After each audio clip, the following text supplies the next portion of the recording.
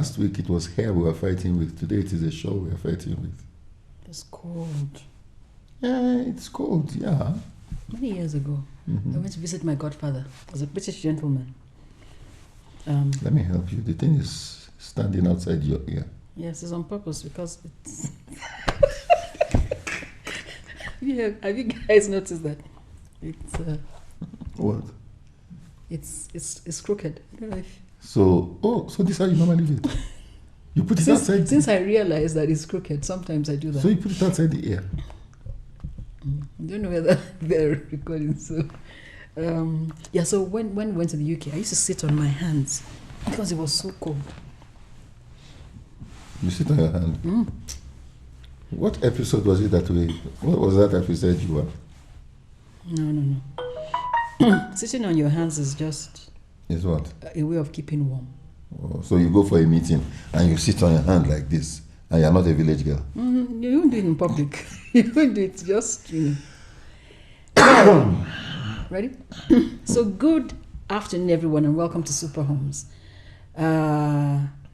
Today we'll be talking about... Start. Today we'll be talking about start. What is that? The question you were going to ask me. A lot of young women. Okay, hi. A lot of young women. They are looking... Imagine if... Taiwo, you said I should talk. Wouldn't you be offended if that was a... I just wondered, just say, hi. Imagine if... You said I should talk. I started talking. You greet people warmly. Say, hi, everyone. It is cold. How can you greet people warmly when it is cold? Just say, hi, Hi, That's good. Okay. Hello, everybody. It's so wonderful having you on the show today. We're so glad you could make time out of your busy schedules to be with us today. I hope you are... Is that warm enough? That's over syllabus. Just... Can you say that you cannot please people? Are you talking to Kelvin or to... I'm talking to you. I'm telling everybody about you. I did one. You said I'm not warm. I now greeted people. You said it's over syllabus. So where should I be? Start. So, a young lady is looking forward to, I'm going to get married, career, children, and all that. So there's something to look forward to, which is always working towards. Now, and I'm just going, the conversation we had last week. So when, as a woman, all those things, you've checked them, all right? And there's no more, your home is in place, your children are grown up, they've left home, you're with your husband. What keeps you motivated? That's me now. Yeah. I think for my me... grandmother used to do exactly what you are doing now. What did I do? Every night before she slept, you could hear her from...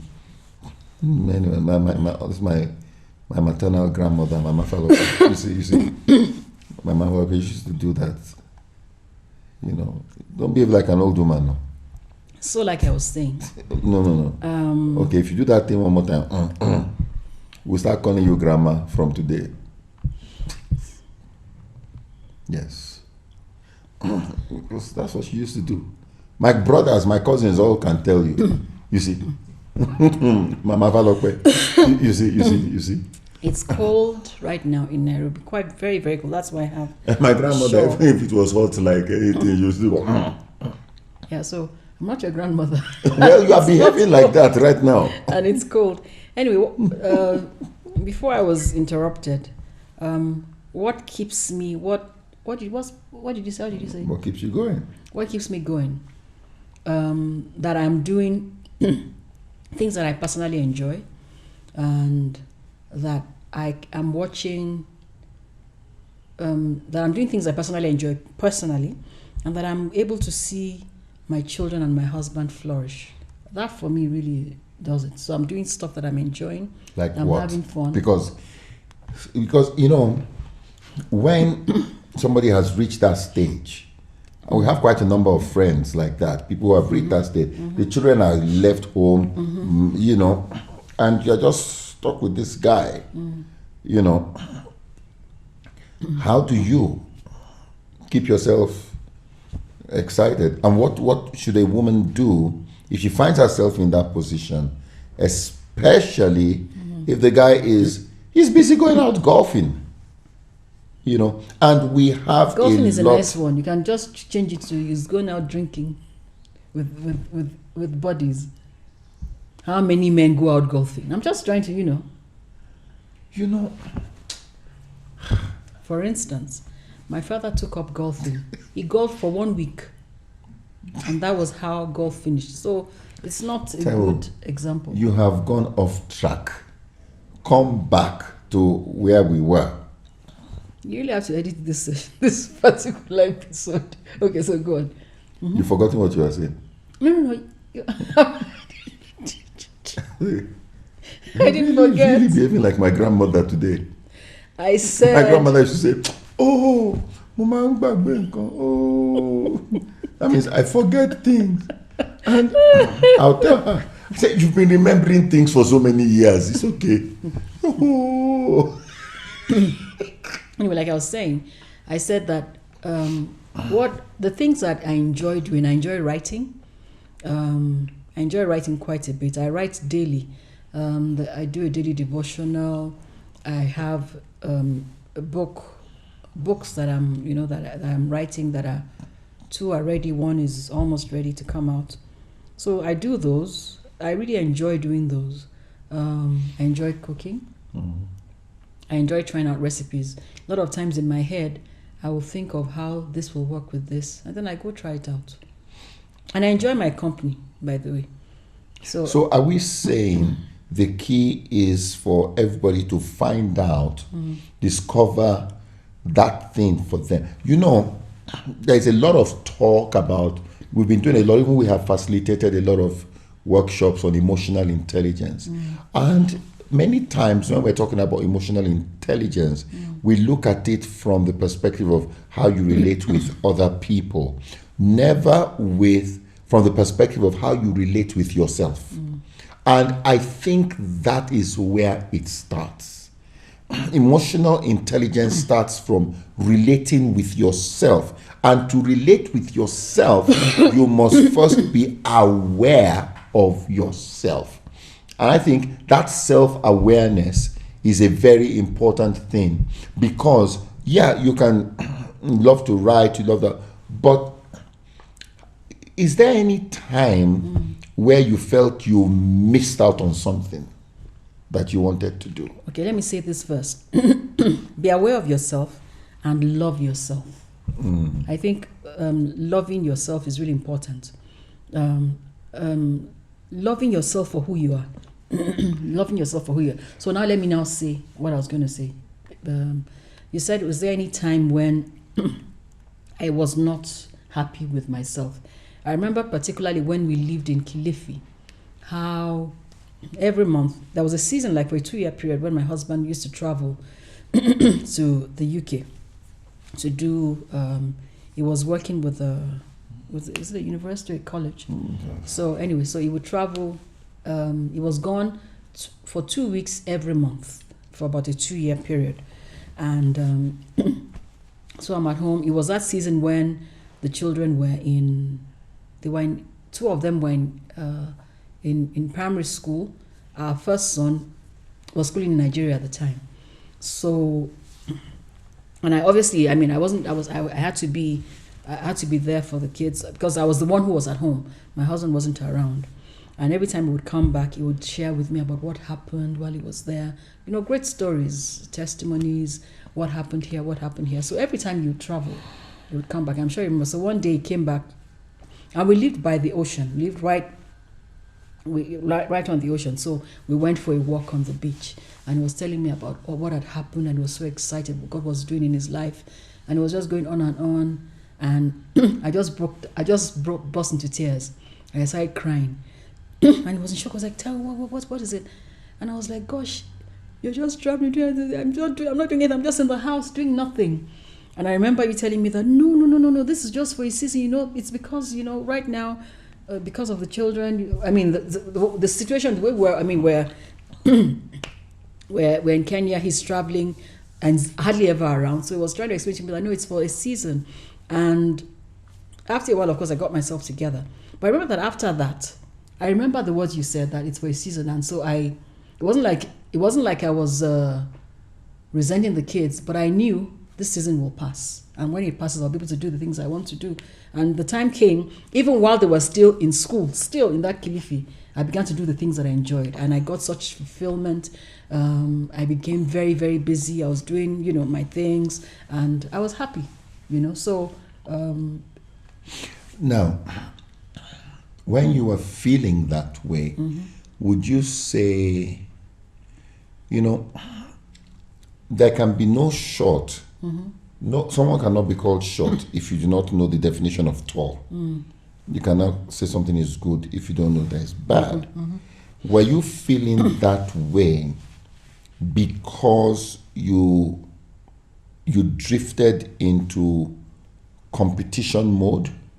I was feeling that way because because every time you'd come back from the UK, you had such amazing stories, things that had happened, doors that had opened, It wasn't that I wanted to it wasn't that I wanted to travel. It's just like, compared to your stories, I didn't have anything to, my stories were always like, oh, I went to town, then I went to church, then, at that point in time, it just felt like my life looked so drab. So how did you turn it around? What did you do? So you spoke to me and said, it's for a season. I thought about what you said afterwards. I thought about it carefully and thought, okay, it's true. He's hardly ever around. In this period, there are things I have to do. And then in the period when the kids would be in school, I began to just get myself busy. I asked myself, what do you enjoy doing? And I began to do those things. And I think that... And slowly, I got to the point where I was now so busy and I was enjoying my life. But there came a period when you would come back from the UK, I was never around. I traveled off to Nairobi. But that tells me, I think the fundamental message to everybody is to become emotionally intelligent. What do I mean? Towards self-awareness. Because without that self-awareness, and nobody can give it to you. The best I could do was encourage her, but I couldn't force her to do. But she had to look inwards. And I think, because you talked about love yourself, someone like that, our friend who says, I just followed him around, I'm an engineer, I've got this, and I have nothing to show for my life. There's resentment. I think the bigger resentment is towards herself. I'm feeling, and some women get to that point where it's almost like they feel they were used. Did you ever feel that way? No, I didn't feel like I was used. I just felt at the time, what I felt was, I'm not doing enough. I want to be doing something, and I felt that I was limited from doing anything because I was at home with the children. But after he spoke to me, I realized, wait a minute, yeah, I can do some things that I enjoy. In fact, at that time, that was when I began to write very, very seriously. So when we look back now, that was, 15, 20 years ago. When you look back now, do you have any regrets? No, interestingly, that period in Kilifi was one of my... I think back on those days with great joy, because I grew as a person. I grew into my own. Maybe I can put it that way. I grew into my own person. I knew what I liked. I knew what I didn't like. I grew into a more... I became an even more independent woman. I came to know who I was. I came to I really grew. I grew, you know. And I think that's the I that's grew. the key thing. I grew. You know. I grew to understand who Taiwo was. I can even say, in some sense, I got a backbone. I could, you know, say what I wanted. Not to you. I could talk to whoever I wanted. I just, you know, became my own person. I grew spiritually. I came into my own. You know. So. And I think that, friends, I think that is one of the things that has helped us. I always tell people, because of the nature of my work, gosh, I have too many friends, acquaintances, a lot of them women. Okay? And gosh, we chat, we do all that. That coming into your own, it helped me also because it gave me a lot of confidence that, you know, because if you are the petty kind, the who's that you're talking to, I'll run away. I wasn't focused on who are you talking to. I never meet someone, and you know how sometimes you know, sometimes you can meet someone and assess them, you know, weigh them against you. I've never been that kind of a person. I never see anybody and wish I look. It's never been my thing. So when my husband tells me, you need to meet this friend of mine, and they're not my friends because I don't know them, you know, so I don't feel like so because I know that his workplace has more women in those high positions. At least here in Kenya, has more women in those high positions than men. It's and so I don't. And a lot of times, by the way, he will invite them home. He will say, "You need to come home. Taiwo is she's an amazing cook. You need to come and eat some Nigerian food and all that." And when they come, I don't feel like, oh, I cooked and then they're just sitting. I am so at home with who Taiwo is that I don't feel. I think that is the thing. Let me tell you a story. When I was young, I remember one day I wanted to go to a party, and my mother said, "What party are you going? Go and read your book." So my dad came. He was not in. My dad came in, and my dad said. So my mom was reporting me to my dad, and my dad said, He said, "Okay, who's having the party?" I told him, and he said, "I don't see any reason why you shouldn't go." He said, "What time are you going to come back?" I told him. So I went, and then as I was walking out, he threw me the car keys. Hey! Wise man. Let me tell you. And then he made a statement. Of course, at that time, my mother, if it was a cartoon, you see smoke coming out of her ears, and my dad just said, "I just feel there are certain things that we need to do to test the responsibility of a kid." I think they asked me to come back at 11 or something, or midnight or so. You know, those were days of this party. Do you know, I was home 30 minutes before the time they said. You know? And that even made me understand the law and grace. If my mother was the law, my father was grace. You know? So, because if it was my mother, and my mother and I were very close, but we had our own drama. My mother, if I came home, if she said come home at 11, and I came home at 11:05, the beating I will get, So if I see that this thing is not going to work, I just stay there. I come back at 7 a.m. Because I know the beating I will get at 11:05 and the beating I will get at 7 is the same. But the good thing, at least in the morning, that when I get beaten, I will enjoy. I know that I enjoyed myself. I deserve this beating. I said that to say you have operated like grace in that because you have come into your own, you allowed me to come into my own, and you were never threatened or intimidated by anything because you had come into your own. And I think that is such a powerful message because if you have not come, and that's why I'm telling you, we are going to have this discovery getaway. You know, we are going to have it. We've already started working on some logistics and looking at some things because the most important thing, the beginning of emotional intelligence is being self-aware of who am I as an individual. A lot of trouble happens in the relationship when somebody feels shortchanged. One person feels, and that is what nearly happened. At that point, you felt he is moving on with his life, yet look at me.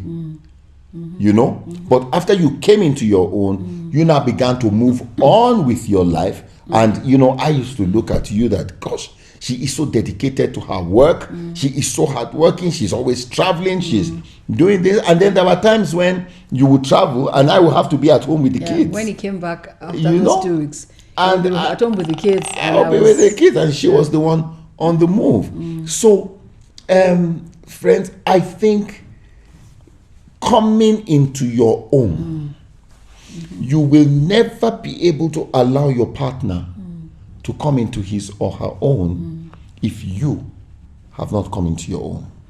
You know, I was so excited that my wife was out there. You know, I was really excited. You know, and when she would come back and tell me some guy has made a pass at her, I was so happy. Yes, my wife, her stocks are up there, man. You know, Abby? You know, that's just funny. How What? you tell your husband that someone was hitting on you and he's happy. That was just strange. No, but I mean, you know. I think it's there are stages in that, because when we first got married, some Governor.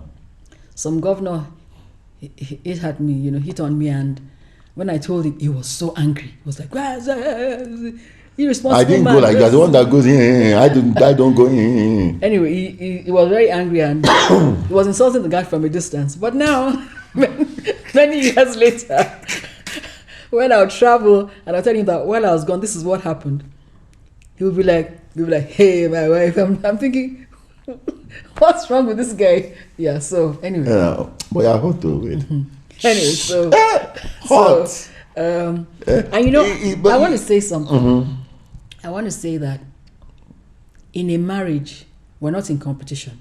And I think that you see, even then, I wasn't upset with you. I'm sure you know that.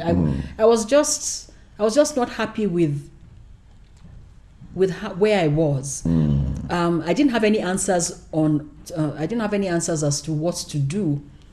I wasn't happy. But when he said to me that, you know, this is a season, and I decided that, yeah, I mean, what do I enjoy doing? What are the things I can do right now in this season while the kids are growing? So I found things to do that I really enjoyed. And before I knew what was happening, I was busy and I was engrossed. So I just wanted to say that there should never be competition. I know a particular couple that were in competition with each other for most of their married life. And it was a horrible, horrible, horrible marriage. In the end, the man died. And but all that period, the wife always felt like she needed to prove a point. We're not in competition. Yeah, but you see, Taiwo, remember the example I always give about going to the ocean and getting a boat. And I think I've shared it on this platform before. Get a boat, go out there. And it is very quiet when you're out there, you know, in the ocean. It's very quiet, you know, and sometimes I swim there. It's very, very quiet. And I said, where are the noise makers? They're at the beach. They can't swim. And I said, if I hear the noise of competition, it means I need to swim further out, you know. And I think that sums it, because if in a marriage, if you hear the sound of competition, it means you have not yet come into your own. If you think it's a competition, it means you have not yet come into your own. Because when you come into your own and your spouse comes into their own, you find out that you've both left the beach. You are in the deep. And I said the language of the beach is competition. The language in the deep is collaboration, which is what we are now doing. You know, so everything we are doing now, the children have grown up, we are collaborating with each other to produce great content, to do great things together, you know. And I think this is it, guys. You must come into your own. If you are not secure in who you are, you will never give room for somebody else to be secure. And so, the minute you begin to feel threatened, you begin to feel competition and all that, before you look at your partner to pick a fight, look at yourself. I agree. Look at yourself. Because I am so in my zone that I'm not threatened. You know, and that's why when she said some guys were hitting on her, I was very, very happy. I'm not threatened or anything, you know. And I think that's very important. So if there's a takeaway from today, I think it is find your zone. You Whether know, male, find what makes you female, happy. find your zone Don't and be secure. Find what makes you happy. What makes you happy in you. Not something that makes you happy as For him. compared to. That's not. And don't live your life to please somebody. Because let me tell you, that's what happened to our friend. Say, I was doing this to please him. So I just followed him. Then resentment will grow. Find yourself. Look, my friend, let me tell you something. If you cannot allow your spouse to be who God made them to be, there is trouble down the road. I don't normally, I'm going to do something I don't do here. I'm going to read a scripture. You know, I love this in Genesis. Let me look for it. Genesis, powerful. You know, God planted a garden, and wait, I will tell you now. Genesis chapter 2 and verse 20. Adam gave names to all the cattle, to all the fowl of the air, to the beasts of the field. But for Adam there was not a helpmeet for him. The Lord God caused a deep sleep to fall upon Adam. He slept. He took his ribs, closed up the flesh instead thereof, and the rib which the Lord God had taken from man made he a woman, and he brought her unto the man. Pause. Made he a woman. And that woman in the Bible is small w. So woman was the species. Okay? That was the species of what God made. Okay? Made her a woman. Is that in English? Is that an adjective? What is that? A woman. A woman. You forgot in English. Look at you. I'm sorry for you. I'll tell you a story about English next time. Waity. So he made a woman and brought her to the man. Okay? That is the species. And Adam said, this is now bone of my bones and flesh of my flesh. Then he gave her a name. She shall be called woman. Big W. So this is so powerful. The name, it's like you have a cat, that's the species, and then you name it cat. So its name is the name of the species. God made the woman, the species, woman. And then Adam named her woman with a big W. That was her name. You know what is causing problem in homes today? Men are naming their wives something different from what God named them. What they want her to be. So God named your wife a pilot. You say, about now it can't happen. You have to look after the children. God named your wife a corporate titan. You are naming her mama so and so, and just you know, you are not naming her what God named her. I found out my greatest joy is to find out what my wife was called by God. My responsibility as the man, as the head of the home, my first responsibility in my house is to find out what God named my wife and to name her exactly what God named her. I think we can stop there today. Yeah, I think we'll continue this conversation next time. Yeah. Guys, do you have any, guys in Kenya, do you have any special ideas on where we can go for this retreat? Because we have people like Olive from Mombasa, we have people in different parts, you know. So where should we go? Any ideas? Right.